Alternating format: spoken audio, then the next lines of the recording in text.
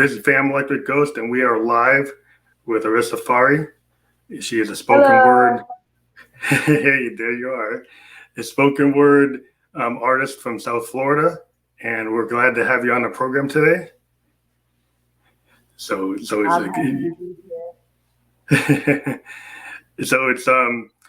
are a podcaster. We've been doing audio podcasts since 2018. We just started doing video podcasts, so we're happy to have Arisa on. And we're going to talk about her work. And she actually has a really cool YouTube video for girls and bad tattoos. So what we wanted to do is, so for everybody to understand the artist that we talk to, we like to show a YouTube video from the artist. And you're a spoken word artist, but you have this really interesting YouTube video that we want to show. And then we can talk about it on the backside and then get into your background. So we're going to cue that up. And you see it's coming up. Set that up. I'm going to put you on mute, and then we're going to go right into the video.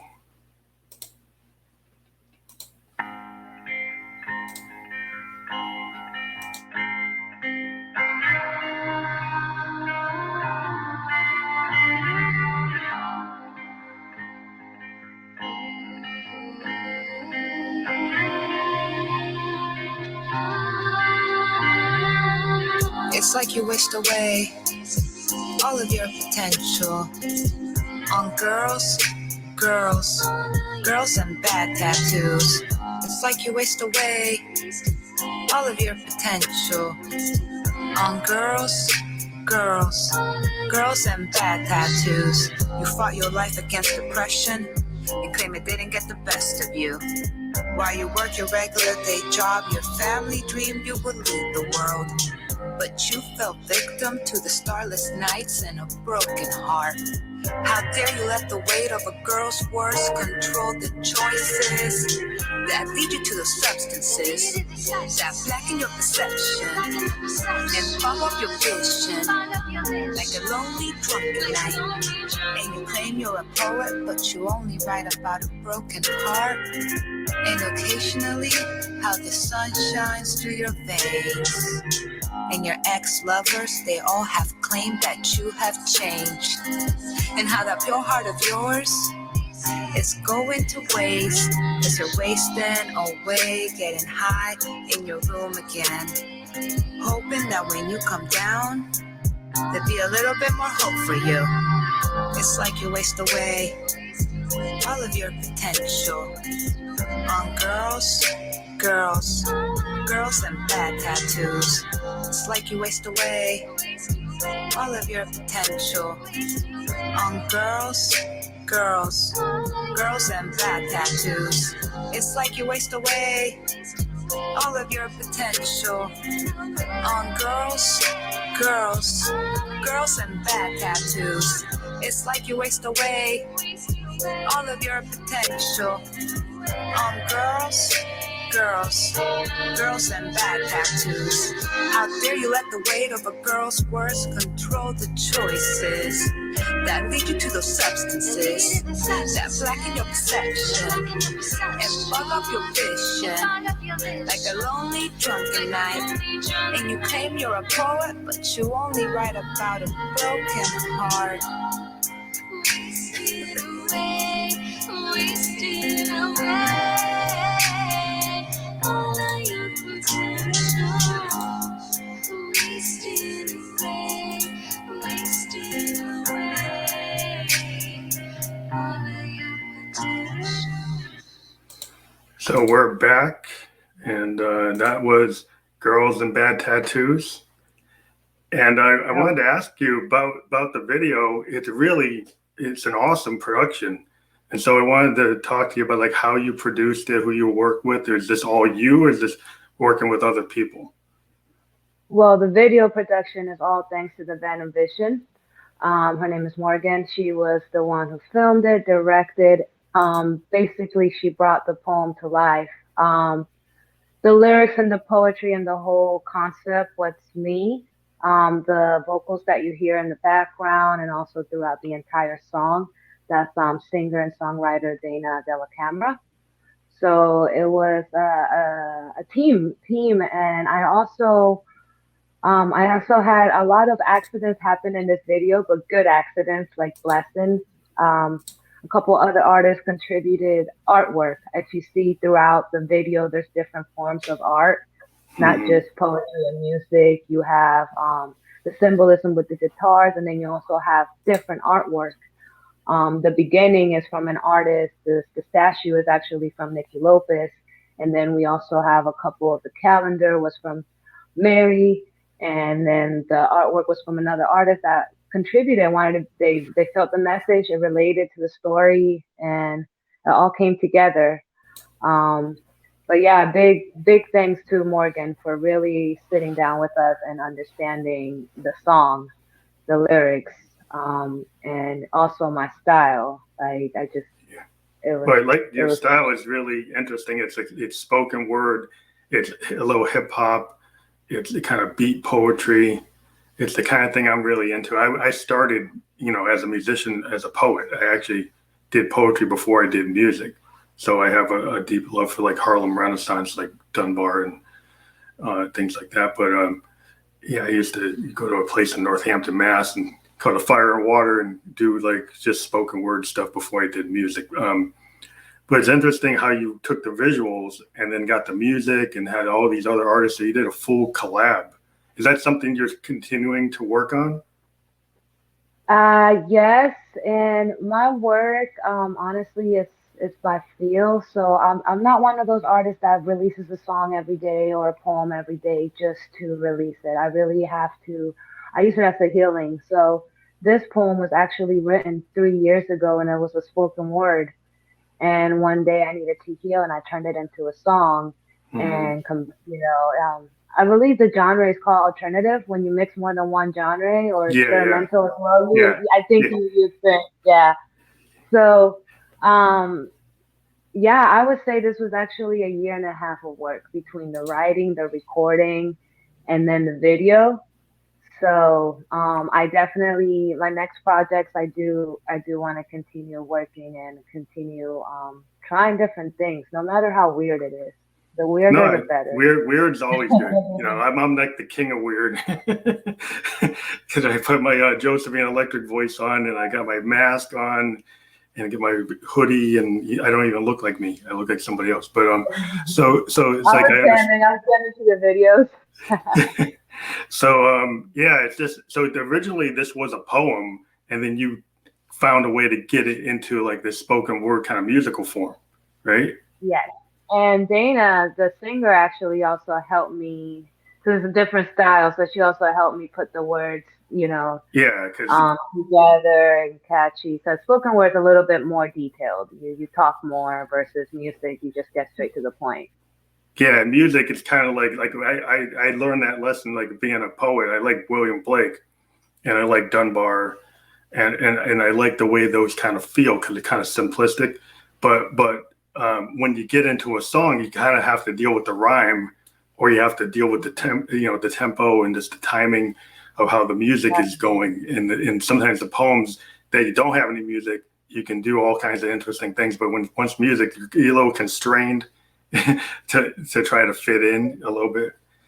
It's more intimate in a way Yeah. versus, yeah, a poem. You have an audience and you get more in. Yeah, it's a And different then delivery. then you're working with all these other people to kind of fit it into music. It's not just your own just lines. You've got to work with the people who are putting the music together to kind of fit it and then figure out how they think it would work too. So it's a collaboration, which is pretty cool because it's kind of like working in a band.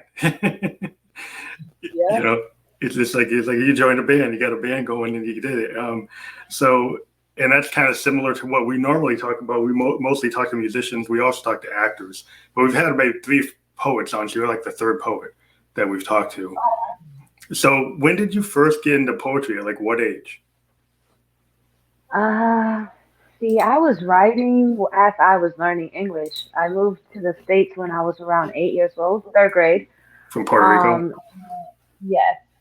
And music was a way of learning for me. So I would write lyrics along the lyrics of the actual songs on the radio. And then in elementary school, they used to make us memorize poems and recite them in front of the class. So that's really when I started questioning, like, oh, this is a thing. Yeah, it's a People big get thing. help Well, I think it's and really interesting that music helps you learn like the language, which is a good yes, actually way to learn the language. If you get into the music of a culture, I think it's probably the best way to yeah, kind of get. if you pick the right songs too, don't. Yeah, you got to pick the right song. But honestly, when I first shared my poem, a poem around a decade ago now, I want to say 10 years ago, that I had written and still in school, and it was a suicide note. So here I go again, experimenting, and this Hmm. time is with my suicide note. I wanted to heal, so I turned it into a poem. Months later, I revisited it, turned it into a video. A few months later, put it on YouTube, didn't tell anyone. And then 4 years later, I finally put it on social media and people started sharing and all my friends started supporting. And after that, I just started getting open invitations to perform at open mics. And it was just one blessing after the other. Well, I think that's a And really positive story because I think all artists take pain at some level and use it to create art. And it's really, I think it's inspiring that you were able to take a very personal moment in your life and share it to help people. Because I think it helps people when they understand that other people feel that way. And when an artist puts it in those terms, it can actually heal other people or help other people outreach to other people. So I think that's a real positive thing to do. yeah, and it's good to hear that because sometimes it's not that easy to share. I think that's why I don't share so often because these are literally like diary experts, experts. Hmm. They're part of my life, and that's also the beauty of it. And that's why people can relate because it's not just like your regular cliches of oh live love life. It's like no, this is the darkness. I'm in it, and I want anybody who's in it too to be able to relate and find somebody I a little think bit more realistic than the people we see on TV. Well, I think that's the talent of creative folks, because you take like, the person, a lot of great artists take their personal demons or the things that really hurt them and they turn it into, some positive work, even though it might still have darkness in it, right? If you think a guy like Lou Reed and like Andy Warhol, they kind of lived in this kind of New York kind of dark area. And it came, a lot of alternative artists kind of name check Lou Reed and Warhol as inspirations, because they kind of went into these kind of weird areas of life and they chose to talk about things that weren't pretty. They would talk about addiction. They talk about the politics. Talk about personal issues. Talk about all kinds of things that normally aren't in songs.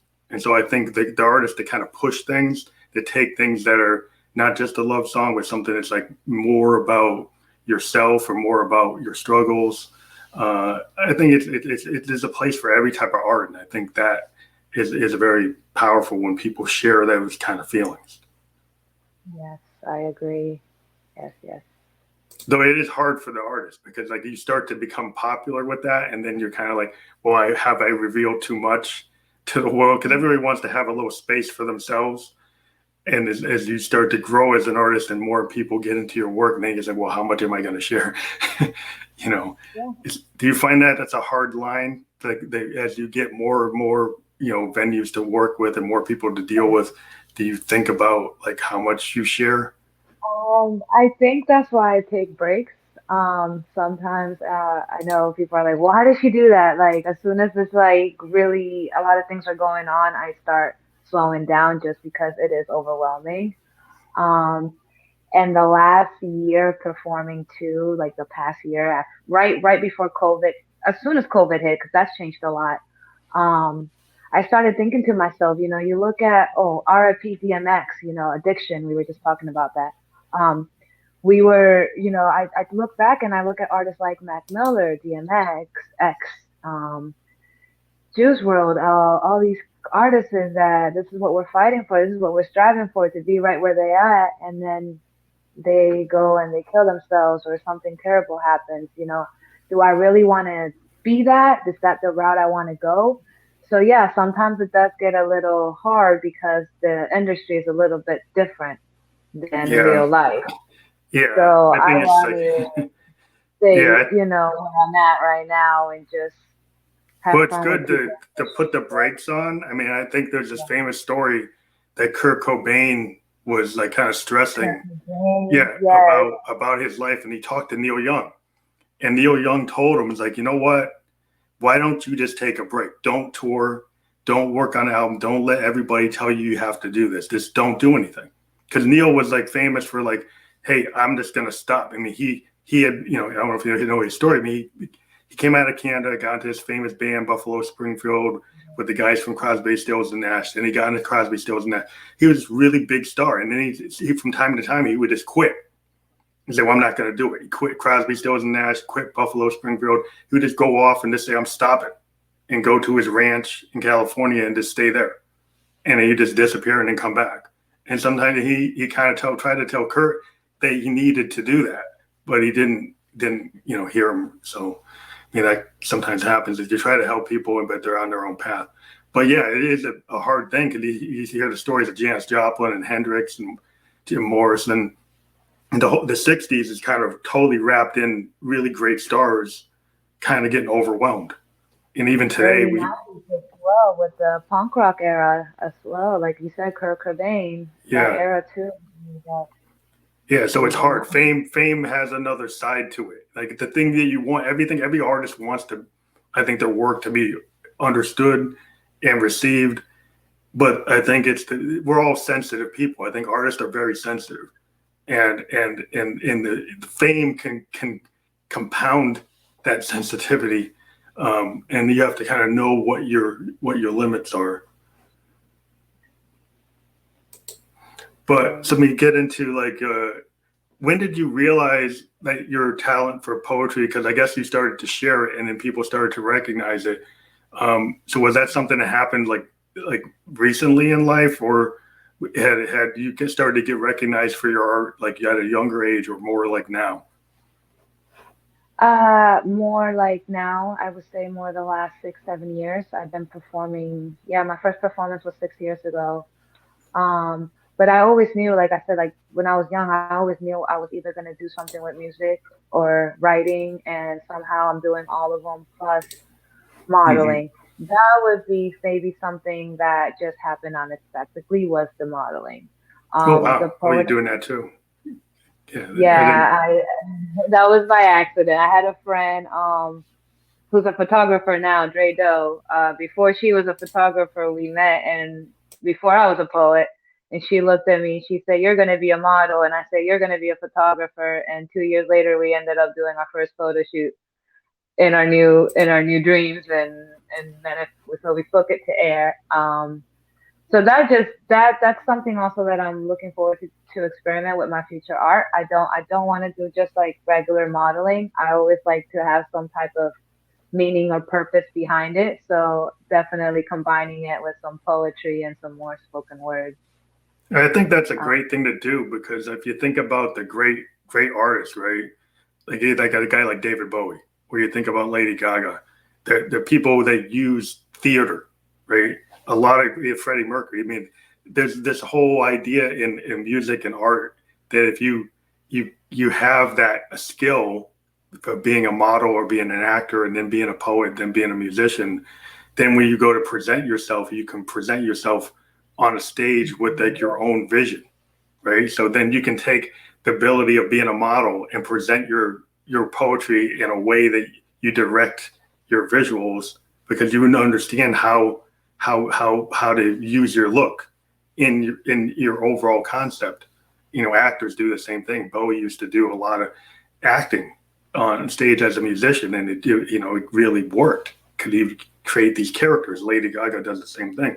And I think that's a really good talent to have, because I think having a stagecraft is very important. As every musician ends up finding out that you need to kind of present yourself, and you have a stage persona, and then you have your normal persona. And I think poets do that to some degree as well.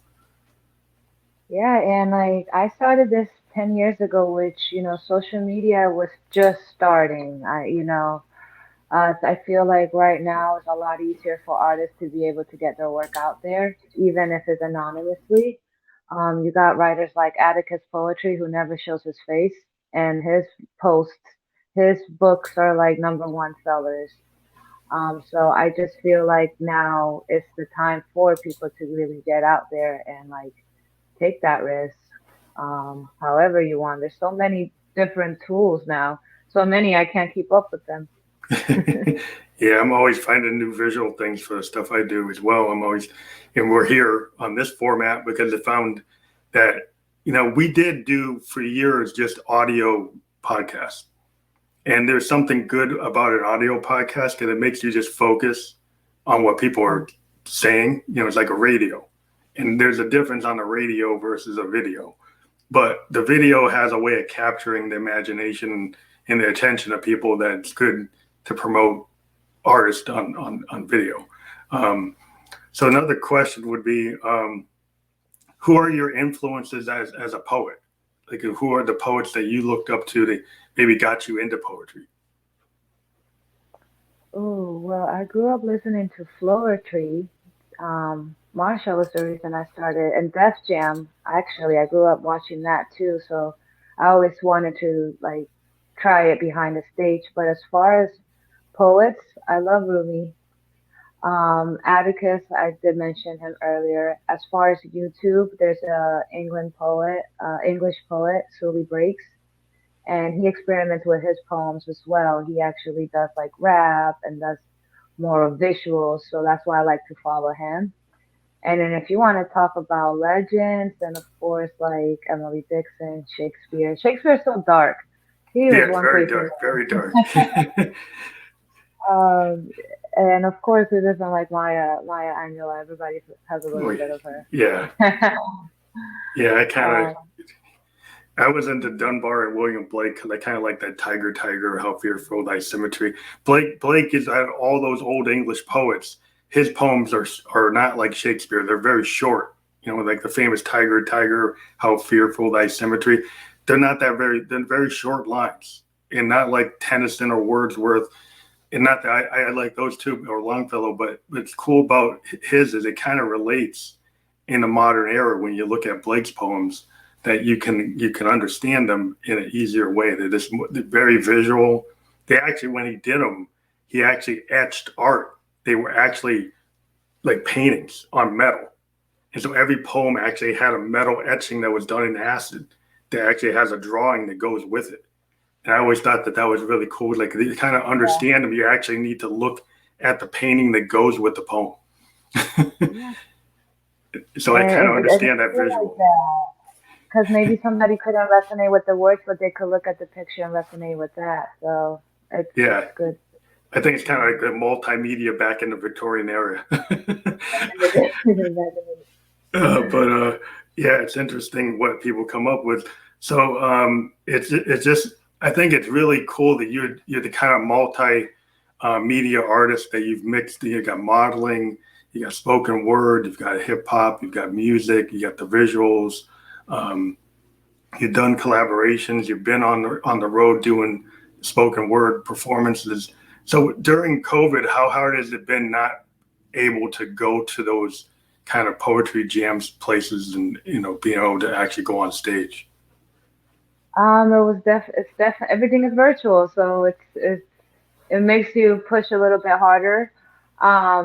When COVID first started, though, I was actually in the beginning of taking a break because I knew I was going to release this videos towards the end of the year. So I already had decided to take a break, and I got a part-time job. So that's where COVID got me from full-time performer to part-time performer. Yeah. And I'm sure other artists also had to figure other ways to. Yeah, we're all kind of stuck. I mean, most musicians and poets we're all kind of dependent on venues because the services that push our work usually don't pay us that much. At least festivals, concerts, everything. Now concerts. I mean, concerts are the primary way most bands actually make money. because waiting for streaming income is like waiting for a check that doesn't come. but but um so we're all trying to find ways to do things. We're doing I'm actually trying to create an online festival with every guest I've ever had on my program. And over the last 18, but since 2018, we've had almost 50 guests, from actors to poets to musicians, and we're trying to set up something for either this year or into next year, where every single artist we've talked to actually does a performance.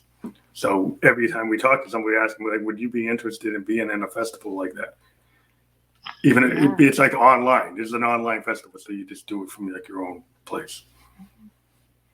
The bright side of COVID though was the pandemic was that it did, like I said, it forced so many other tools to, like, we have the stream, we have live streaming now.